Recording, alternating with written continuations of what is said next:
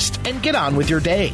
They also have a newly remodeled service lounge and additional service bay just for Quick Lane oil changes.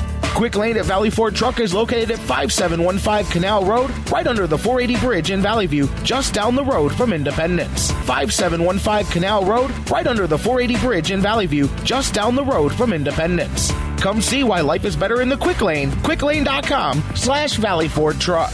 That's QuickLane.com/Valley Ford Truck. Portions of the Sports Fix brought to you by Signs and Ship, the official printing source of the Sports Fix. Locations in Ohio, Pennsylvania, Virginia, and Florida. Find out more at signsandship.com. News break. Good morning, I'm Bob Picozzi. Their fans waited 29 years to see another postseason game. Now they'll get to see at least a couple more. In Kansas City, a Salvador Perez single with 2 outs in the bottom of the 12th gave the Royals a heart-stopping 9-8 win over Oakland in the American League wildcard game. KC overcame 2-0, 7-3, and 8-7 deficits to win. Eric Hosmer tripled and scored the tying run in the 12th. You know, this team showed a lot of character tonight, and you know, like we said, we're not gonna quit. You know, we don't care who's on the mound. We just, like everyone kept saying in the dugout, just keep the line moving. You know, like I said, we showed a lot of character tonight, battling back, and you know, just getting it done. The Royals now meet the Angels in an American League Division Series beginning tomorrow. San Francisco visits Pittsburgh tonight at the National League wildcard game, 8 Eastern Time on ESPN TV, 7:30 on ESPN Radio. AZ Central is reporting the Diamondbacks interviewed Andy Green yesterday for their managerial vacancy. He's the manager of their Double-A team in Mobile. ESPN's Ed Werder reporting NFL owners will discuss next week how teams can deal with the financial responsibility of paying players like Adrian Peterson when they are on the exempt list. Get to Subway for the famous $5 footlong of October, the meatball marinara, smothered with our signature marinara sauce. Or go for the $3 6-inch select Black Forest ham and cheese with lean sliced ham on freshly baked bread. Both yours all October long. Subway, eat fresh. Now, back to the Sports Fix.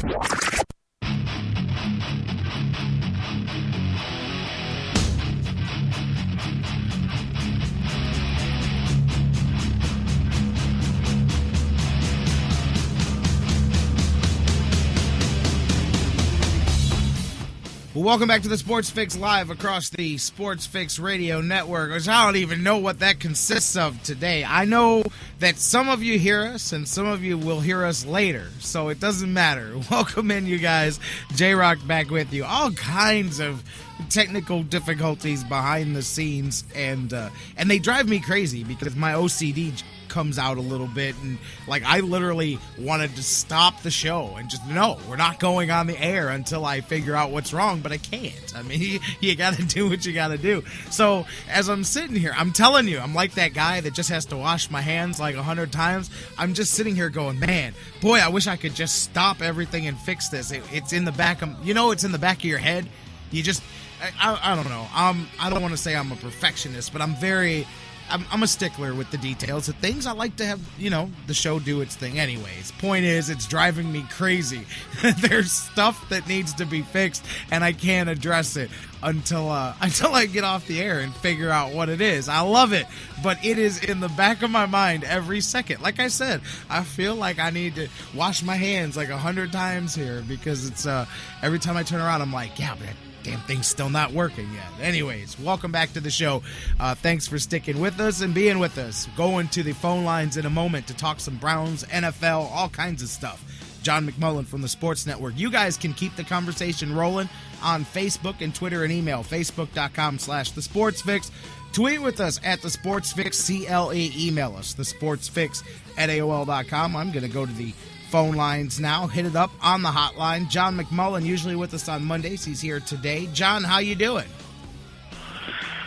Doing well, listening to you. It's probably a good idea you wash your hands anyway now that the Ebola is here, so it's probably a good idea. The Ebola. Yeah, I hear you about that, man. Yeah, I'm just, like I said, a little obsessive-compulsive over here, but the show must go on. It's what we do, and we'll keep it moving, man. How's your week been going? It never stops with the NFL. There's always something to talk about. Absolutely. And this week, no short. Man, I guess, since we do this all the time, and it's only been a couple of weeks, so you can't go too long without using the word Redskins in the NFL here. So let me ask you, you heard the stuff yesterday coming out that the FCC is now considering, and we talked about this a little bit ago, but, continues to pop its head out, banning the word Redskins from being used by the FCC. Now, that's obviously a different step than recommending people don't use it or taking away the trademarks so people can't sell the T-shirts. That's a whole nother step there, but we've heard it mentioned before. What do you think of the idea in general and the merits that this may actually come to fruition? Well, you never know with where we are in society. It's become to the point whether you agree with it, some people do and some people don't. Whether you agree with the overly politically correct nature of our society as a whole, that's where we are. I think that's the one aspect that Daniel Snyder has not really gotten, is the fact that, I've talked about it time and time again. I've written about it. We've reached the tipping point, and he's going to have to change the name at some point. And if the government needs to make sure he's going to do it, they will. I mean, personally, on a personal level, I think they have much bigger issues to deal with. I think it's kind of ridiculous when they stick their nose into issues like this, especially when you consider some of the larger problems we're dealing with. But that's where we are, and unfortunately, our public representatives love to get their name on television, love to get on camera, and they love to delve into these types of issues instead of dealing with the things they were actually elected to deal with. But as I said, that's where we are in our society. I guess. I mean, I was telling somebody last night, regardless of where you sit on the term Redskins, that's when you're talking about banning it from over-the-air reference, obviously by the FCC, now you're going, I don't know, man. It's slippery slope. It's dangerous, and people don't see that. It's one of my biggest frustrations, because when I make the defense, people automatically jump to the conclusion, well, you hate Native Americans, and I'm like, it's not what it's about. It's a logical. When your side is winning, so to speak, in other words, if you agree that the name should be barred and something like that, everything's fine and dandy. But the minute you don't agree with something, you're not going to enjoy the fact that the government has gone to these lengths to do something. It's a pretty simple and logical argument. And sometimes you have to stand up for things on both sides. I use the example of Bill Simmons getting suspended by ESPN, and people were aghast by that. And I said, you know what? You should be, because when you pay somebody to give their opinion, they should be able to give their opinion. But I also said, then you have to defend Stephen A. Smith, because most people disagreed with what he said, and we're all for his suspension. It's not right. It doesn't matter whether you agree with the use of the word Redskins or not. It is not the government's responsibility to stick their nose into this. It's as simple as that. And that's in the same place that I am with it. That's what I was saying. No matter where you sit on either side of the ledger here, man, once you start going there, now, again, it's one thing to guide people. It's one thing to say, this is not, recommended, or this is no longer, cool with the general public. But it's another thing when you start picking and choosing, what we're going to allow people to. I don't know, man. Like you said, the slippery slope is the easy term to put at the beginning of that, and I don't know where it stops. The more. again, you don't want to sound like, you're too much, leaning towards the right, but the more you chip away at things like that, where do you end up with, and I'm just like, wow, man. And part of it strikes me as people who have their own personal opinions or the opinions that they think will sound good in a soundbite or a press conference or a voting booth here coming up. And they're basically like, you know what? We tried to say this isn't a good idea. We tried to suggest that you don't do it. Well, now we're just going to tell you that you can't since nobody listened to our suggestions.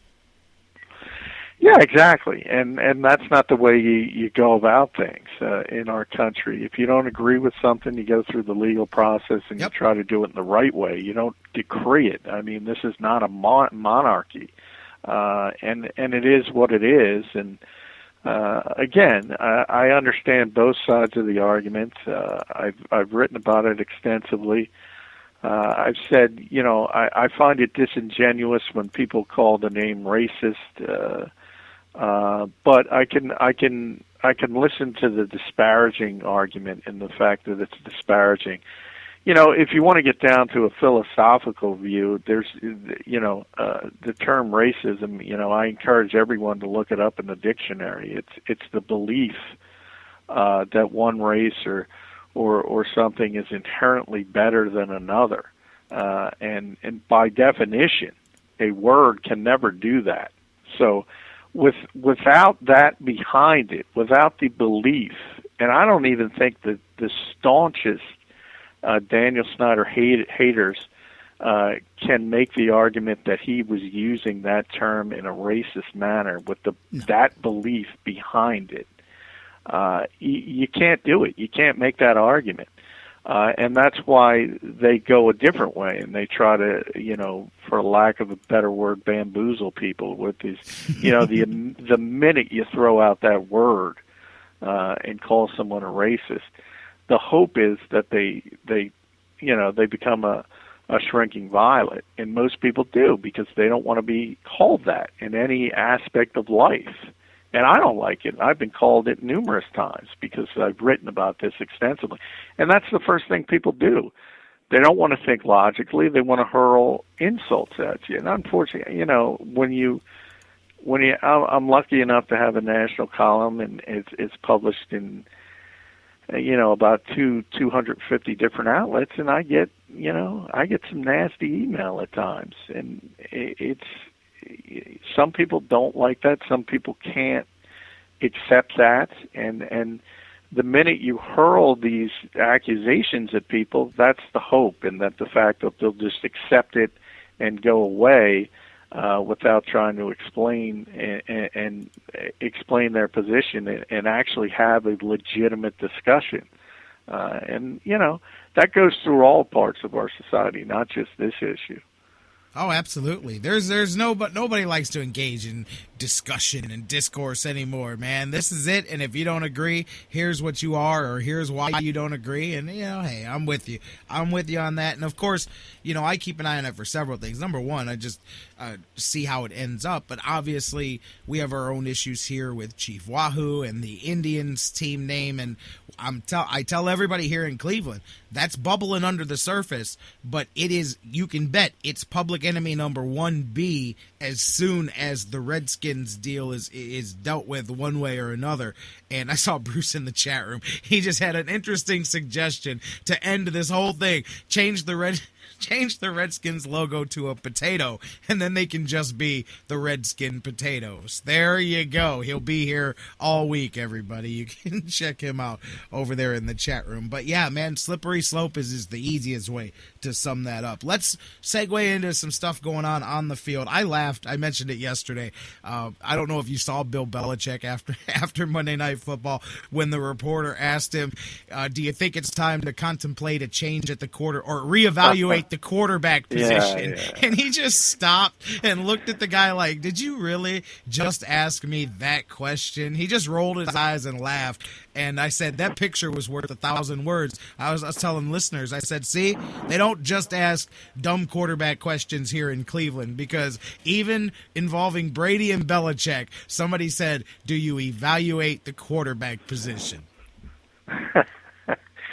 Yeah, you're right. His his expression told it all, and I mean, that's the thing about football. I mean, partially it's great. It's what makes it as popular as it is because each game is an event, and there isn't 162 games like baseball or even 82 like basketball, where there's so many games. You lose a game in baseball and you go, there's another one tomorrow.